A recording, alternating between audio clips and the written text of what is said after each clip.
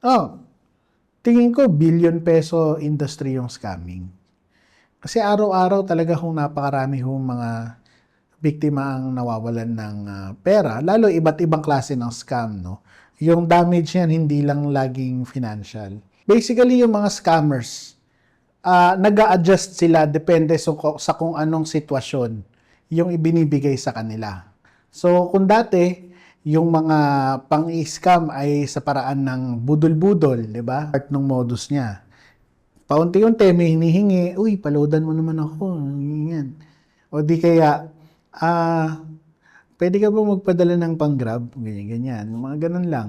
Eventually, marami nang hihingin sa yan eh. Across all age groups, mataas yung kaso ng mga scams, nabibiktima ng scams. So, hindi insulated yung mga millennial, hindi insulated yung mga Gen Z sa mga scams. If an offer is too good to be true, it's not true. Pag may nagpadala sa inyo ng text na nanalo kayo, pero wala kayong sinalihan.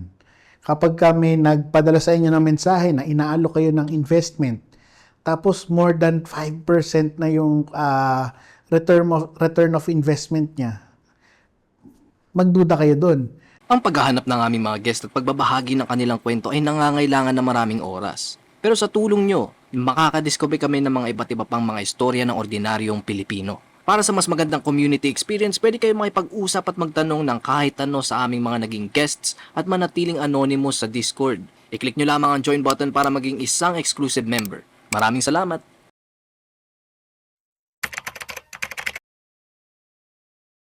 Ako si Ronald Gustilo. Ako ang national campaigner ng Digital Pinoys. Ang Digital Pinoys ay isang consumer group na nagfo-focus sa kapakanan ng mga gumagamit ng digital technology. So basically, tayong lahat na mga Pilipino na gumagamit ng mga cellphone, gumagamit ng mga internet, at primarily nakikinabang sa mga policies na may patungkol sa digital technology ang aming ire-representa.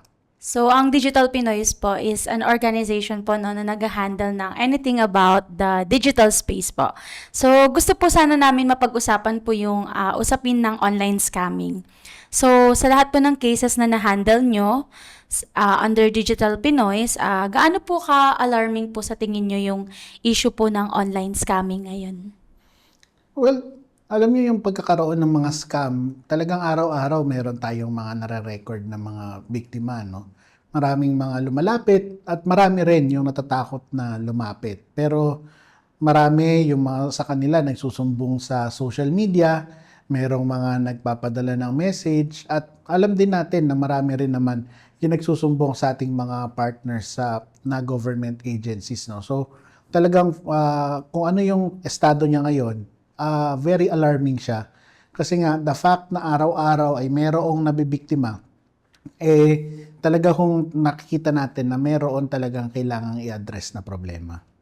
Sa tingin niyo po, kasi ngayon po everything is digital na po, no? Online banking, online shopping, even dating po ay online na. Sa tingin niyo po, kung ikukumpara po natin noon, tas ngayon po na everything is digitalized na po, sa tingin niyo po paano po nag-evolve po yung scamming? Basically, yung mga scammers, nag-a-adjust sila depende sa kung anong sitwasyon yung ibinibigay sa kanila. So, kung dati, yung mga pang-scam ay sa paraan ng budol-budol, di ba? So, kailangan talaga, kumbaga, walang technology na involved, or the most most advanced na technology na nagagamit dati ay yung telepono. Bubudulin yung kasambahay, tatawagan na kesyo na aksidente yung amo, 'di ba? Ngayon, talagang mas mas sophisticated na sila, no? Dahil nga yan sa nakikita nila kung nasaan yung mas marami silang nabibiktima, doon din sila nagpupunta. So for example, kung yung dati budol-budol pa isa-isay nabibiktima, ngayon massly targeted na yung mga biktima. Halimbawa, yung mga natatanggap nating mga text scam, talagang alam nung nagpapadala niyan, nung nagbo-broadcast niyan, na hindi lahat mabibiktima, pero aware siya na mayroong isa o dalawa siyang mabibiktima diyan. Kaya talagang yung kanyang pag-adapt doon sa sitwasyon ay talagang pinag-aaralan din niya kung ano yung kaya niyang gawin as of now. Sa lahat po ng mga cases po na na-handle nyo patungkol po sa mga scam, ano po sa tingin nyo yung parang pinaka talagang talamak po na uri ng scam po? Ang pinakatalamak talaga sa base sa data namin, yung phishing. Kasi yung phishing talaga maraming pwedeng papuntahan. Pag-click ng isang link, maraming pwedeng mangyari. So halimbawa, may natanggap kang message na mag-expire yung points mo o pwede kang manalo sa raffle o di kaya nanalo ka na sa raffle o nagkaroon ng fraudulent activity yung credit card mo o yung bangko mo. Pagka-click mo yung link na yon at nagbigay ka ng information, marami nang pwedeng mangyari. Pwedeng malimas yung pera mo, pwedeng makuha yung mga personal information mo, pwede nga rin siyang magkaroon ng access sa device mo kung meron pa siyang ipapa-download at ipapa-install para sa iyo, no? So talagang yung phishing kasi talaga ay maraming pwedeng mabiktima dahil nga gumagamit din siya ng element of surprise, gumagamit siya ng element na gugulatin niya yung ating mga kababayan na nagkaroon pala ako ng bakit ako merong unnecessary charge? Bakit meron akong unauthorized transaction? Yun yung ginagamit niya, yung takot ng ating mga kababayan na baka mawalan sila ng pera o di kaya yung kagustuhan natin na magkaroon ng premyo o di kaya ay magkaroon ng biglaang financial windfall. Yun yung mga sitwasyon na talagang sinusunggaban ng mga nagpapadala ng mga phishing messages. Sa tingin niyo po, since nandito na po tayo sa usapin po nung sinasabi niyo pong phishing, no? Paano po sa tingin niyo nagagawa ng mga scammer na parang nagmumukha talagang legitimate yung mga text message or mga links po na ginagamit nila para maisakatuparan po yung scam po? Yung ginagamit nilang device, yung tinatawag na IMSI catcher, meron siyang capability na pwede mong i-edit yung pangalan ng sender. So, ibig sabihin, gagawin lang niya itong katulad ng mga pinagkakatiwalaan nating bangko, pinagkakatiwalaan nating e-wallet, mga telco natin, mga service providers natin, kagaya halimbawa ng Meralco o di kaya ng PLDT, kung ano mang ginagamit mong bangko. Basically, yun yung ginagawa nila para ma-earn yung trust. Kasi nga, kung pumasok siya as message from, let's say, your bank, talagang yung binabanggit natin na element of surprise, yung pag-worry mo na baka merong mangyari doon sa pera na pinatago mo doon sa bangko, yung sinesecure ng bangko, yun yung doon sila nagka-capitalize. Kaya, ang nakakatakot dyan, talagang merong mawawala sa'yo kapag nahulog ka doon sa patibong nila. Ayan po, nasabi nyo kanina na most of the time po, ang talagang reason for phishing talaga is money, di ba po? Meron po ba kayo na-handle na case na hindi lang po pera talaga yung kinuha? Or ano pa pong klaseng data or possession po ng isang tao yung nakuha through phishing po? Well, karamihan ng mga nahahawakan nating mga reklamo, talagang nawalan ng pera. Pero yung binabanggit natin, once na makuha yung credentials mo, marami nang pwedeng makuha pa sa'yo na eventually, sa mga susunod na panahon, pwedeng doon mo lang madidiscover na nangyari sa'yo yun. So, halimbawa, yung mga information natin na, kunwari, merong kang pinuntahang website, tapos, nagpanggap siya na website ng bangko mo. So, pinag-fill up ka ng form.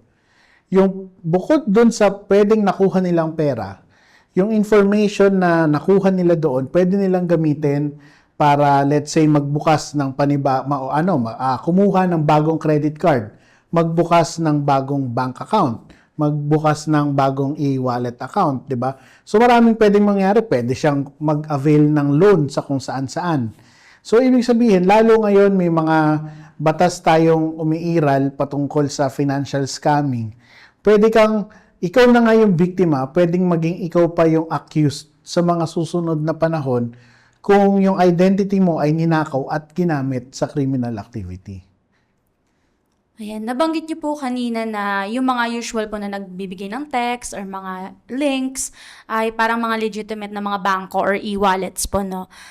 Curious lang po ako if totoo po ba yung parang common na paniniwala po ng mga tao na kapag po galing sa parang legitimate na bangko or e-wallet, parang pwede po kayo mangyari na inside job po ito. Parang set up po talaga to na galing talaga dun sa bangko or e-wallet company. Well, mahirap patunayan yun, no? Una, kasi hindi sila basta-basta nasa subject sa auditing. Pangalawa, na-prove ng law enforcement natin na yung technology na ginagamit ng mga scammers ay may capacity para gayahin yung identity ng mga nagpapadala. Ibig sabihin, ng mga pinagkakatiwalaan nating institution, banking institution, e-wallets, etc. No? So, mahirap patunayan na merong inside job, pero merong mga instances na talaga mapapatanong ka. Kasi, halimbawa, yung mga nabibiktima, yung mga nakakatanggap ng mga bagong credit card, pero yung tumawag na scammer, alam na alam yung information patungkol sa kanya. Now, merong mga case na binalikan kami na apparently yung isang biktima ay meron siyang gumamit siya ng may paper bill pa siya na ginagamit statement of account na na-dispose niya ng hindi sinishred or hindi sinusunog at mukhang may nakakuhang iba. Pero sa panahon ngayon na karamihan ay paperless na yung billing statement, doon talaga napapatanong yung mga tao, bakit alam nung scammer na meron akong bagong credit card at alam niya yung mga information na yun? And that's something na dapat sagutin ng mga banking institutions. Ayan po. Out of all the cases po na na-handle po ng Digital Pinoys po about phishing, meron po ba kayong pwedeng maikwento po sa amin na sobrang shocking talaga or very extreme na case po na may kinalaman po sa financial scam po na ito? Meron tayong na-handle very recently na kung sa phishing, talagang siya, naloko siya kasi napapaniwala siya doon sa text. No? So, clinic niya yung link, finila pa niya yung form, tapos nalimas yung buong credit limit niya, I think nasa 300,000 mahigit yung yung nakuha sa kanya. So, maraming ginawa, pinambili ng pinang-load ng mga ad credits sa social media platform, pinangbili ng diamond sa mga online gaming mga online games. So yun yung ginawa na mabilisan kasi yung mga dati na nakakapagnakaw ng mga credit card natitrace sila kapag ginagamit nila yung card nila pag physically sa store o di kaya kapag nakuha yung credit card details online, pagka ginamit sa mga shopping platforms, kayang harangin eh. Kaya ito, dahil para mabilisan, ad credits yung kinuha at saka yung mga diamonds, yung mga in-game purchases yung binili. Ayan po. So, sobrang laki po ng mga amounts na involved po sa mga ganitong klaseng financial scam. Naniniwala po ba kayo na hindi lang po ito basta gawa lang po ng mga individual scammers or parang isolated na mga tao, but more as an organized, na po siya, crime or gawa na po ng isang organized group po? We know for a fact na merong mga individuals na gumagalaw on their own. Pero merong mga scheme na makikita mo na talagang very organized yung pagkakalatag ng operation nila. Nagmamatter yan sa kung gaano kabilis nila nagagamit yung credit limit, halimbawa yung credit card, o kung gaano kabilis nilang nalilimas yung bank account, yung savings account, o yung e-wallet, at kung gaano kabilis silang natatransfer yung pera. So, pag pinag-aralan mo yun, doon mo makikita yung difference nung single individual na gumagalaw, marunong lang mag-fish, marunong gumawa ng phishing link, at doon sa organized crime na talagang alam nila yung gagawin nila from step 1 hanggang sa pinakadulo para hindi makuha para hindi mabawi yung pera at hindi sila matrace. Ayan po, since hindi lang po pera talaga yung involved dito po, no? Kahit po siguro yung mga personal po na information, data, ayan po. Ano po sa tingin niyo yung maibibigay niyo po na tips po para po sa ating mga viewers para maiwasan po nila na maging victim po ng isang financial scam?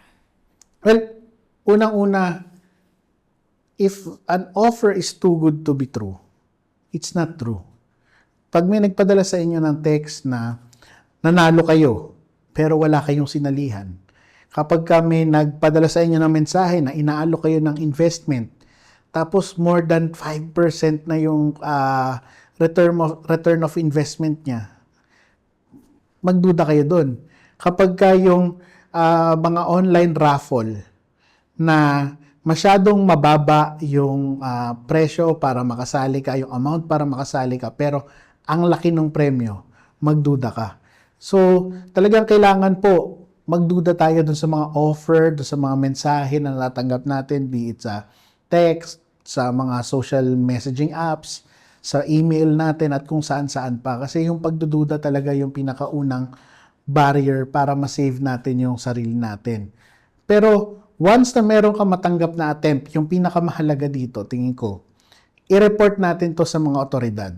Kasi kahit po hindi kayo na biktima, kung i-report natin to sa mga otoridad, sa PNP Anti-Cybercrime Group, sa Cybercrime Investigation and Coordinating Center, malaking bagay yung nalalaman nila yung modus operandi ng mga nag-a-attempt mang scam.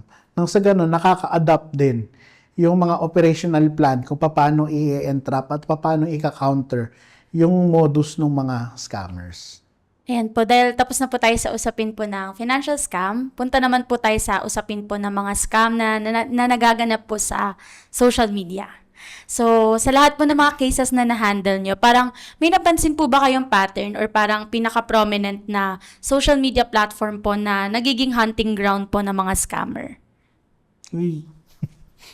Yung Meta, yung Facebook talaga, talagang ano yan kumbaga, nandyan yung paboritong hunting grounds ng mga scammers yan. Kasi talagang una, siya yung most widely used na social media platform globally. So, retail yung talagang inaano niya. Kahit mga kababayan natin na minimum wage earners, hindi actually walang economic status yung mga yung para makagamit ka ng Facebook across all economic status, nandyan lahat ng ating mga kababayan, no. So diyan din makikita yung mga kababayan natin na madaling mabiktima, 'di ba? Kaya yan yung paboritong hunting grounds ng mga scammers. Ayan, pwede po ba kayong makapagbigay po sa amin ng example po ng mga kaso or mga scam po na madalas nangyayari po sa platform po na to? Kung sa Facebook, yung marketplace nila ang isa sa mga pinaka-notorious when it comes to scam. Kasi ang ginagawa ng mga scammers dyan, magnanakaw lang sila ng picture ng kung sino. Ipopost nila sa Facebook, sa marketplace na for sale ito. Tapos, doon na magtutuloy-tuloy yung pang-i-scam nila. Walang darating sa'yo, o di kaya hindi darating sa'yo yung item, no? So, yung mga very prominent na monitor namin dyan, halimbawa yung mga fake ads ng mga sikat na brands, JBL, Marshall, Samsung, iPhone, yan, ginagamit lahat yan. Kunwari, nakasale yung store, gumagawa sila ng page, nakasale yung store, tapos sponsored pa to, may boosting to, may ads. So maraming mga kababayan natin naloloko. So parang sasabihin, hindi, online transaction lang po kami. So syempre, kung halimbawa, yung iPhone, sabihin natin 100,000 yung iPhone na model na gusto mong bilhin, pero ibebenta nila ng 40,000. Talagang, isipin ng kababayan natin, parang, ang baba, pero hindi masyadong mababa. Pwede, baka hindi scam. So, bibili siya doon. Yun na yun nakitang adjustment din ng mga scammers na dahil nga yung babala natin na if it's too good to be true, it's not true, ay very effective. Ginagawa nila, dinidikit nila ng konti yung presyo, tinataasan nila ng konti para hindi siya mukhang scam, mukha lang siya naka-promo. Ayan po. Bukod po sa nabanggit nyo kanina po, ano pa po sa tingin niyo yung mga dahilan kung bakit po napakarami pong mga tao yung nabi-victimize po through Facebook po? Well, una, siguro yung mga kababayan natin, gusto lang din talaga nilang ma-enjoy yung mga bagay na hindi nila ma-enjoy regularly for its regular price. Pangalawa, marami sa ating mga kababayan, lalo doon sa issue halimbawa ng vacation scam na talamak din sa Facebook, gusto lang nila makapagbakasyon kasama ng pamilya nila sa mababang halaga. Diba? Kumbaga, it's all about satisfying yourself and making yourself feel good. Kaya marami rin tayong mga kababayang nabibiktima. Pero syempre, ultimately, the very reason kung bakit maraming nabibiktima is yung kakulangan ng digital literacy program sa ating bansa. Kaya hindi alam ng ating mga kababayan yung mga klase ng scam, hindi alam ng ating mga kababayan paano ma-detect kung scam ito. Hindi alam ng ating mga kababayan yung risk nakatapat ng paggamit ng mga gadgets ay dahil sa kakulangan ng digital literacy sa atin. So, kami sa Digital Pinoys, matagal na naming ipinapanawagan sa gobyerno, kailangang i-institutionalize natin yung digital literacy. Lalo nung nakita natin nung pandemic, pinapagamit natin yung mga bata ng mga gadgets. Hanggang ngayon, gumagamit sila ng mga gadgets. Marunong silang gumamit ng gadgets, wala tayong pagtatalo doon. Pero marami sa kanila, hindi alam yung risk na kasabay, nakasama nung paggamit nila ng mga cellphone. Kaya nga nung pandemic, sobrang taas ng kaso ng mga scams eh. Kaya nagkaroon ng foothold yung mga scammers ay dahil hindi agad naabatan yung kanilang operations. Kaya ngayon, yung ating mga kababayan, sobrang halos walang tiwala sa digital technology. And bukod po sa issue po na yun ng marketplace, yun ang nagbebenta po ng fake ads, ganun. Isa po sa mga nakikita po natin sa mga Facebook po, na Facebook post ay yung mga tao po na parang nahack po yung account nila. Tapos parang nagpapanggap po yung tao na to na magme-message po siya sa mga kamag-anak, sa mga kakilala, or mga friends po sa Facebook ng biktima. Tapos nanghihingi po ng pera, nagpapasend po sa isang e-wallet platform. Paano po nangyayari po yung ganitong klase po ng scam? Usually yan, may mga nakiklik silang mga link. May mga phishing link silang naklik within Facebook Messenger. Yun yung nag-enable para magkaroon ng access yung mga hacker dun sa kanilang mga account. Or, pwede ring nag-access sila ng Wi-Fi, ng isang public Wi-Fi na mayroong nag-access din ng mga hacker. So, kaya yung pagwawarn natin sa ating mga kababayan na huwag kayong gumagamit ng public Wi-Fi, lalo kung mag-access kayo ng financial apps, ng social media accounts nyo, kasi malaki yung danger na magkaroon ng compromise. At nangyayari talaga yan, no? So, ang ginagawa natin sa mga ganyan, yan yung mga immediately ini-escalate natin sa Meta para makatulong na ma-recover yung account nila, no? So, yung Digital Pinoys, meron siyang ongoing collaboration with Meta. Nang sa ganun, yung mga ganyang cases na nako-compromise yung account, na nagkakaroon ng account takeover, mabilis din nating ma-recover. Ayan po. Dahil tapos na po tayo dun sa usapin naman po ng social media scams, punta naman po tayo dito sa usapin po ng love scams. So, isa po tong uri ng online scamming scheme na madalas din pong napag-uusapan sa social media. So, pwede niyo po ba ma-share po sa amin kung paano po usually nag-ooperate yung mga ganito pong klase ng scam? Well, yung love scam, merong mga specific places na yan na pinupuntahan online. So, syempre, una, nandyan sila sa mga dating apps. Pangalawa, nandun din sila sa mga social media platforms. At merong mga characteristics na usually tinatarget ng mga nagla-love scam. Una, yung mga widow, yung mga nabiyudo at nabiyuda, tinatarget talaga nila yan. Mga solo parents, tinatarget nila yan.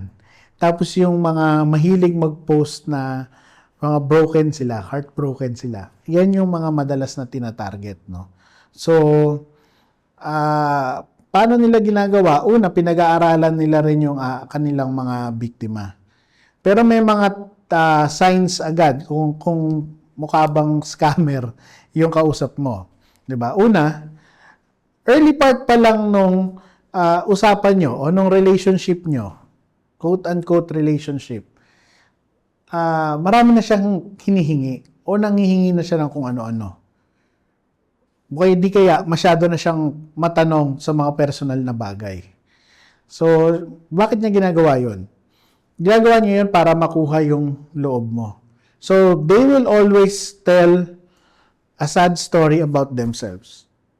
Ano kasi ako naloko ako, ganyan-ganyan. O di kaya, ano lang kami, ito lang yung buhay namin, ganyan-ganyan. So, they will try to make a connection with you emotionally. 'Di ba?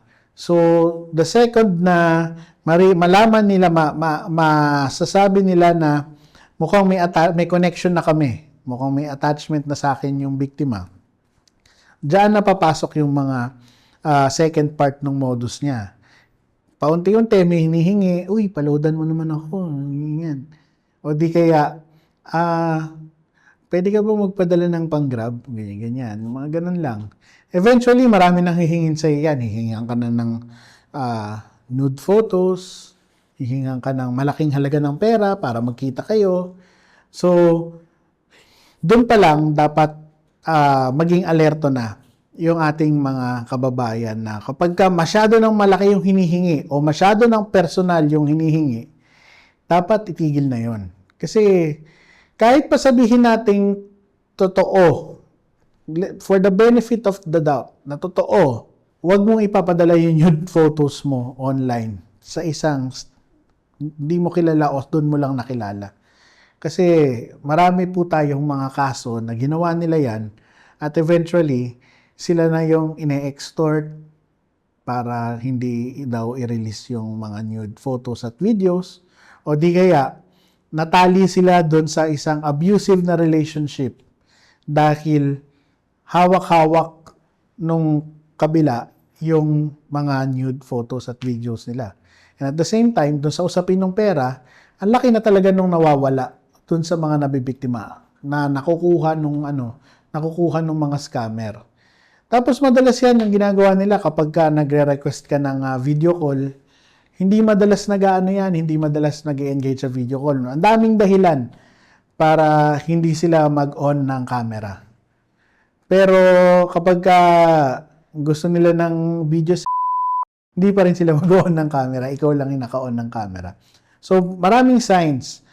Pwede nyo makita agad bago pa man. At ang pinakapayo talaga namin dyan, sa umpisa pa lang na, wala namang problema kasi kung makikipag-date kayo virtually. Pero sa umpisa pa lang, kilalanin nyo na rin kaagad yung kausap nyo. Video call tayo, open camera. Para magkakilanlan agad. Pero syempre mag-iingat kayo kasi marami rin ngayon na gumagamit na ng AI technology para kopyahin yung itsura ng iba o di kaya i-mask yung itsura ng tao. Very recently merong law enforcement operation sa isang love scam hub na kung saan yung mga law enforcers na talagang dinemo nila na iba yung itsura nung nasa camera at nung lumalabas do sa phone dahil sa AI technology. So, kailangan maging mas mabusisi tayo, kailangan meron tayong mga paraan. Kaya yung iba yung nakikita natin sa mga sitcom na, video call ka nga tapos maglagay ka ng kutsara sa ulo. It's actually effective. Kasi sino makakapag-isip pwede ka mag-isip ng random na bagay na ipapalabas mo sa kanya. Kasi kung itatype niya pa yun sa prompt, medyo matagal yun. Mas mabilis kumuha ng kutsara kaysa mag-type ng prompt, di ba? So, kailangan ready kung ikaw ay mag-engage sa online dating, kailangan ready ka sa possibility na manloloko yung makakausap mo. Ayan po, nabanggit niyo po kanina na nagsisimula lang siya sa pakonti-konting hingi, pa-load, pa-grab, ganyan po. Sa tingin niyo po, ano po yung psychology behind or ano po kaya yung pinakadahilan kung bakit po yung mga biktima po, umahantong po sila sa punto na nagbibigay po talaga sila ng malaking halaga po ng pera? Nakukuha nila kung ano yung gusto nilang maramdaman eh. They want attention, they want to feel loved. So, yun yung pinoprovide ng scammer. 'Di ba? Alam ng mga scammer na kaya nandyan sa platform na yan, itong taong yan, ay dahil gusto niya ng pagmamahal, gusto niya ng atensyon. At yun yung ibibigay ko sa kanya. Kunwari, pero pera niya lang yung habol ko. That's exactly what's behind it. Alam nung mga scammers kung ano yung hinahanap nung tao na nasa dating platforms, nasa dating sites. So, yun yung tinatarget nila. Alam nila na malungkot na to for quite some time. Alam nila na naghahanap sila ng companion at the very least. 'Di ba? So, kumbaga, doon pa lang, lamang na kagad yung mga scammer. Ask ko lang din po if dito po sa usapin po ng love scam po, no? Ano po yung parang usually na nagiging response po ng mga dating applications po? Or ano po kaya yung limitations po nila para ma-regulate po yung mga gatong klase na, yun nga po, gumagamit po ng AI para po masabi na nag-on cam siya, yun talaga yung totoo niyang pagkatao. Ano po yung mga ginagawa din po na steps po ng mga dating apps po na to or platforms para ma-regulate po yung mga ganitong klaseng kaso po? Well, yun yung isang challenge para sa atin dito sa Pilipinas, no? Unang-una, wala silang opisina dito sa Pilipinas. Basically, walang jurisdiction yung Philippine government. Yung mga law enforcers natin, walang jurisdiction para mag-ano sa kanila, mag-demand sa kanila. Pero, dahil yung Pilipinas nga ay napakalaking market, yung doon natin inuumang yung possibility ng ibaban namin kayo sa Pilipinas pag hindi nyo inayos yan. At very recently, nagkaroon ng mga improvements dun sa mga online dating sites na talagang nagtitake down sila ng mga accounts na abusive, gumagamit ng AI para makapanloko ng mga tao. Yung mga nare-report ng ating mga kababayan, talagang recently may mga actions taken na ginawa. So, yun yung isang problema natin. Kailangan may magsumbong. So, ang dinedemand natin sa kanila, dapat proactive sila sa pagmamonitor. Pero syempre, yung ginigiit naman ng mga platforms, kailangan may privacy yung mga tao, which is okay, sige. Pero kailangan meron din kayong gawin na kapag gumagamit ng AI yung mga tao dyan, dapat na-flag na yan automatically. Kasi kung dating app yan at gumagamit ng AI, wala na ibang intensyon na gamitan ng AI yung dating app kundi i-mask yung pagkatao niya eh. 'Di ba? So, dapat doon na-flag na kagad yun. Ayan po. Punta naman po tayo sa isang uri po ng online scamming na nakikita po nating very prominent po siya sa social media, which is yung recovery scam. Ayan. Pwede niyo po ba kaming mabahagian po kung ano po yung ibig sabihin po ng recovery scam? Itong recovery scam, paborito to ng mga social media influencers, ng mga sikat na personalities na nagkaroon ng account breach o di kaya nagkaroon ng platform action against their accounts. 'Di ba? Meron kasing mga nahack, meron namang nagkaroon ng violations at sinasabi nitong mga recovery nag-offer ng account recovery services. Kaya naming bawiin yung account nyo. Kaya nating i-reactivate yung account nyo. Sa totoo, meron kaming case na nakita na talagang nakapag-deliver sila. Pero yung account na yun, continuously, lagi rin siyang nati-take down. Lagi siya nati-take down. At very recently, yung Instagram account niya, na-take down dinisable na ni Meta for good. Which is tinutulungan naman natin tong si influencer na i-appeal sa Meta kasi Ang sinasabi niya, wala siyang violation dun sa Instagram account niya. Pero we don't know kasi yung action na inimpose ng Meta is disabling, hindi na siya kaya ng mga representatives ng Meta dito sa Pilipinas or kahit sa Singapore. Talagang sa US na siya. Now, when it comes to account recovery, yun nga yung pangako nila. Babawiin namin yung account nyo, i-recover namin, i-reactivate namin yung account nyo. Isosoli namin sa inyo yung account nyo mula doon sa hacker. May mga success stories. Pero more often, lalo doon sa mga cases na yung account ay totoong yung Meta ang nag-impose ng sanction doon sa account, pwedeng i-disable ulit yun. So, naluloko lang yung ating mga influencers na instead of going through the regular appeal process, magbabayad sila na napakalaki para doon sa recovery ng account na later on, mawawala din naman. So, nagkakaroon ng cycle. Recover, bayad sila, recover, magdi-disable ulit si Meta kasi may violation nga na pending. Babayad sila ulit, recover, cycle na yon. Until ang magiging dulo nga nun, si Meta, i-disable na talaga yung account nila. In connection po dun sa sinasabi niyo pong recovery scam, parang meron po akong nakita sa social media platform po na yung isang content creator po or influencer, na-hack po yung account niya. Tapos, after mga 3 to 5 days, ginamit po yung account na to para po mag-post ng mga photos po ng isang bata na meron daw pong sakit. Tapos parang in-explain niya doon kung ano yung sakit, ano yung kailangan, na family member daw po siya na nangangailangan daw po ng financial na tulong. Tapos naglagay po sila doon ng mga e-wallet numbers, bank numbers, ganyan. Tapos ang dami pong naloko doon sa scheme na yon. So, sa tingin niyo po ba, yung issue po ba ng recovery scam, hindi lang po siya limited for social media content creators and influencer po, pero pati rin po sa mga ordinaryong tao? Yeah, pwede rin siyang gamitin kasi, yun nga, maraming mga kababayan natin yung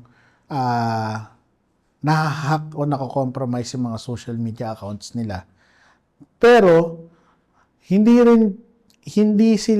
marami sa kanila hindi kayang magbayad para dun sa account recovery services. Medyo mahal yun eh.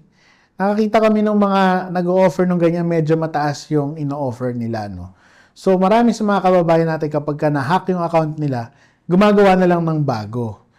Kaya yung payo natin sa ating mga kababayan, pag na-hack yung account nyo, huwag nyo nang huwag nyo nang i-attempt na padaanin dun sa mga account recovery services na yan. Doon sa, kasi malaki yung possibility na recovery scam kayo. Dumaan na lang kayo doon sa normal process ng Meta. Yung Meta, meron silang appeal mechanism para mabawi yung mga accounts na na-compromise, no? At syempre, yung Digital Pinoys, willing naman tumulong doon sa mga kababayan natin na nahack talaga yung mga accounts nila. Ayan po. Tumungo naman po tayo sa usapin po ng mga online lending applications po. Since Digital Pinoys po is concerned din po sa iba't ibang klase ng mga issues regarding the digital space.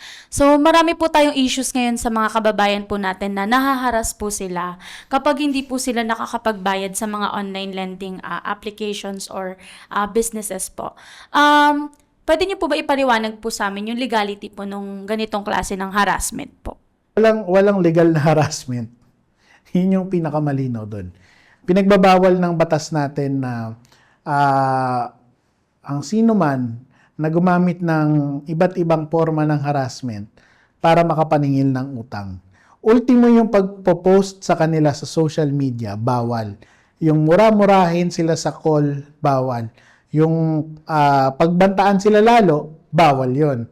At syempre, bawal din na gamitin na yung contact ng mga tao ay kontakin para singilin sila. Pinagbabawal yon. At in fact, bawal na nga yung pagkuha ng mga contacts doon sa device ng ating mga kababayang umuutang, no? So, kumbaga, yung negosyo ng lending, it's actually a very risky business. Nagigets naman natin yung mga online lending platforms kung bakit gusto nila makasingil, pero meron lamang pinapayagang mga practices. At malinaw kung ano yung mga ipinagbabawal, no? Para po sa mga kababayan po natin na, yun nga po, meron po silang utang sa mga online lending businesses po or platforms. Ano po sa tingin niyo yung pwede po nilang gawin in case po na naharap po sila sa ganito pong klase ng harassment? Una-una, pinaka-importante nilang dapat gawin, magsumbong na sila. Kapag hinaras kayo, minura kayo, pinagbantaan kayo, pinost kayo sa social media, mag-report na kayo. Kasi talaga pong pinagbabawal yan. So, pwede ho kayong mag-report sa amin, sa Digital Pinoys. Pwede kayong mag-report sa PNP Anti-Cybercrime Group. Pwede kayong mag-report sa Cybercrime Investigation and Coordinating Center. Lahat po yan. Basta po may krimen na pong ginawa, pwede ho yung, lalo online, pwede ho nating tulungan na magawan ng aksyon. Kasi, naniniwala naman tayo yung utang dapat bayaran. Pero, syempre, yung paniningil, kailangan din po ay makatao yung ginagawa ng mga platform. At yung mga maling pamamaraan, yun nga, yung mga binanggit ko na kanina, hindi dapat nangyayari yun. Ayan, regarding pa rin po sa online lending apps po, based po sa mga cases po na na-handle po ng Digital Pinoys, ano po sa tingin niyo yung parang pinaka-extreme po or baka may pwede po kayong makwento sa amin na sobrang grabe po yung naging kaso po niya? Ito, kakilala ko mismo to eh. Nilapit niya sa amin kasi pinost siya sa social media. Tapos, dahil kakilala ko nga siya, ako mismo tinatawagan ng online lending app. Ako mismo tinatawagan. Tapos, tinatanong niya ako, kilala mo ba si ganito? Sabi ko, sino to? Tinatanong kita, kung kilala mo ba to? Ay, ba't sino ba to? So, nung hindi ko kino-confirm na kakilala ko, yun na, nagbanta-banta na siya na, sabihin mo dyan sa kakilala mo, magbayad siya ng utang niya. Kundi, pare-pareho kayong bubulagta. Sabi ko, sigurado ka sa sinasabi mo, ha? So, I had the number reported sa CICC kasi talaga may pagbabanta. Pinost siya sa social media para ipahiya. Pinagbantaan din siya doon. Tapos tumatawag sa amin ng mga kakilala niya. Pati kami pinagbabantaan. And that's grave threat. Diba? Yung isa, slander or libel, online libel, sa amin grave threat. Meron din siyang pwedeng isang pang grave threat. No? So, kapag ka nag-cross na ng line, lalo ngayon merong SIM registration law, mabilis na, madaling makuha kung kanino connected yung mga SIM. 'Di ba? So, kung binili lang nila yung registered SIM na yon, yari yung nagbenta. Pero kung sa kanila mismo yung SIM na yon, registered sa kanila yon, yari yung kumpanya. And as far as I know, as far as I recall, na-raid yung lending app na to ng SEC.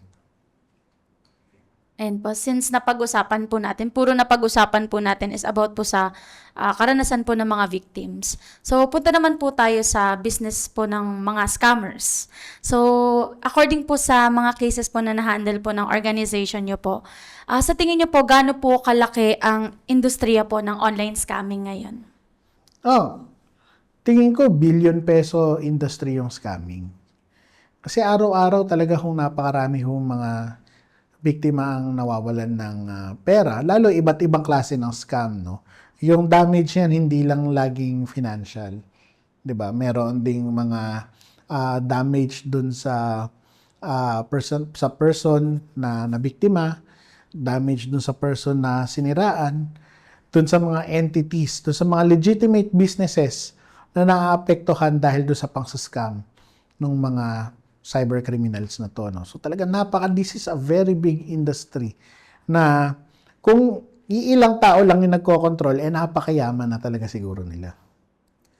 Sa tingin niyo po, bakit po marami po tayong mga kababayan na pumapasok po sa ganito pong klase ng business po? Well, kasi unang-una, nakikita nila na mayroong mabibiktima.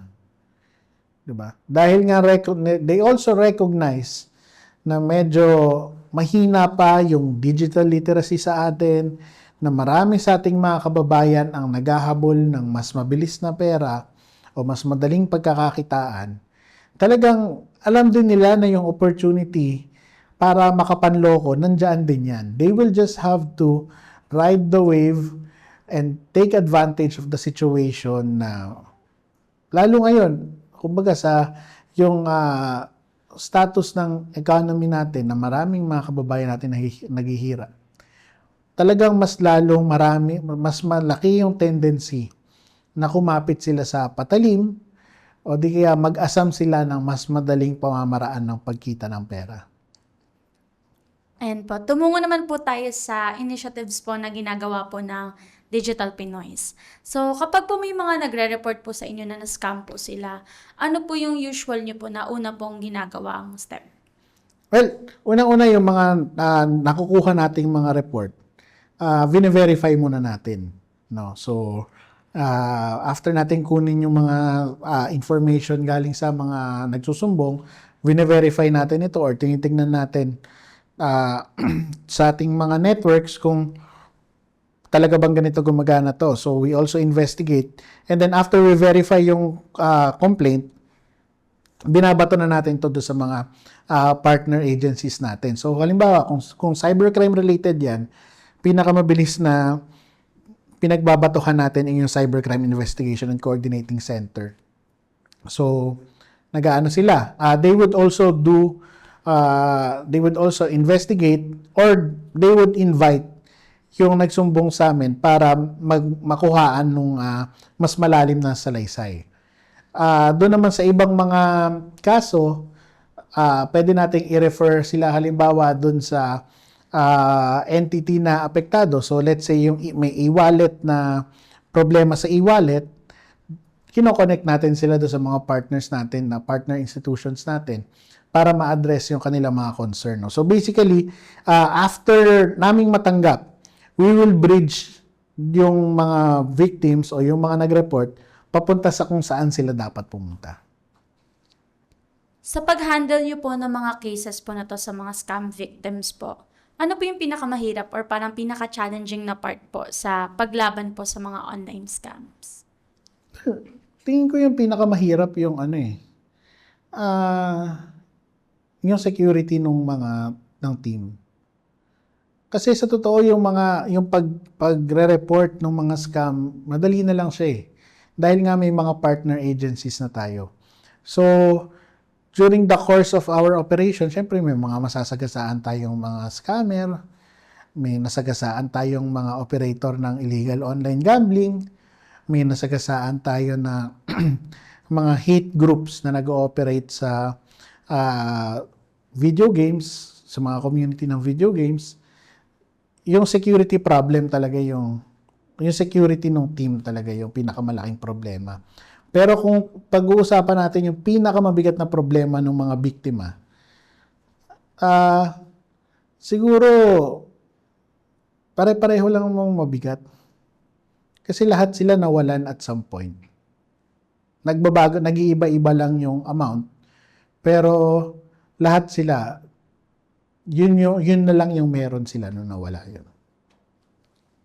Sa experience nyo po, sa tingin nyo po ba, sapat na po ba yung mga kasalukuyang batas laban sa cybercrime po? Sa tingin ko, sapat yung mga batas patungkol sa cybercrime. Ang mas kailangan ngayon ay palakasin yung capacity ng ating mga law enforcement agencies, ng ating mga coordinating bodies para makatugon dun sa mga cybercrime. Kasi it's one thing na meron kang malakas na batas, pero it's another thing na ma-enforce yung batas, 'di ba? Kahit napakaganda ng batas, kung kulang yung capability ng ating law enforcement, mahihirapan sila. Taon-taon problema ng mga law enforcement agencies 'yan. Problema ng CICC 'yan na the government and the Filipino people are demanding na dapat ganito, dapat ganyan. Pero pagdating ng budget deliberations, hindi enough yung budget na nabibigay sa kanila. So, doon pa lang, makikita natin na yung gobyerno nanghihingi ng yung ibang branches ng gobyerno nanghihingi ng napakataas na output. Pero ang capacity lang talaga at ang capability lang talaga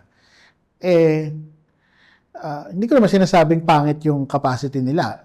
Maganda yung capacity nila, pero I know for a fact na marami pang pwedeng i-improve kung mapaglaanan lang sila ng enough na pondo. Yan po. Sa dami po ng mga victims po na nakausap nyo or na-encounter nyo po, kapag po nag-share po sila ng mga experiences po nila na na-scam din po sila, no?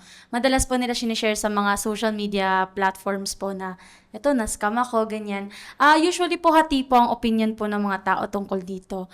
Ano po yung mga kadalasang comments or parang nakikita nyo pong sinasabi ng mga taong nakakakita po sa mga stories po ng mga taong na-scam?